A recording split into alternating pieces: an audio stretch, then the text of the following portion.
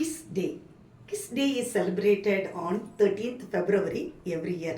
இந்த கிஸ் டே அப்படின்னு சொல்லும்போது முத்தம், அது யாருக்கு கொடுக்கறது முத்தம்? உன் தாய் உனக்கு முதலில் கொடுத்த முத்தம். இது முத்தத்தின் அர்த்தம் என்ன என்றால் லவ் அண்ட் அஃபெக்ஷன்.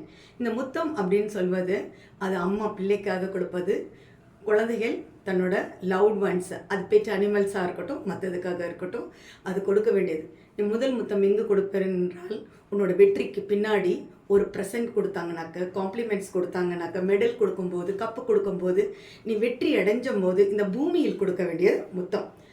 தந்தை தன்னோட குழந்தைக்கு, பிறந்த குழந்தைக்கு கொடுக்கும்போது கன்னத்தில் கொடுப்பார். அதே அந்த குழந்தை திருமணம் ஆகும்போது அந்த குழந்தைக்கு நெத்தியில் கொடுப்பார். உன்னுடைய தாத்தா பாட்டி உங்களை கன்னத்தில் பிடிச்சி முத்தம் கொடுப்பார். ஸோ முத்தம் என்பது அசிங்கம் இல்லை, அது அன்பின் அடையாளம், அது இமோஷன்ஸ்.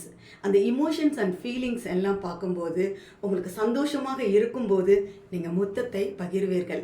ஸோ அதனால் இன்றைக்கே போய் உங்களோட லவ்ட் ஒன்ஸ், அவங்க அனிமல்ஸாக இருக்கலாம், புக்ஸாக இருக்கலாம், கிஃப்டாக இருக்கலாம், எந்த ஒரு விஷயம் இருந்தாலும் முத்தத்தை கொடுத்து சந்தோஷப்படுத்துங்கள்.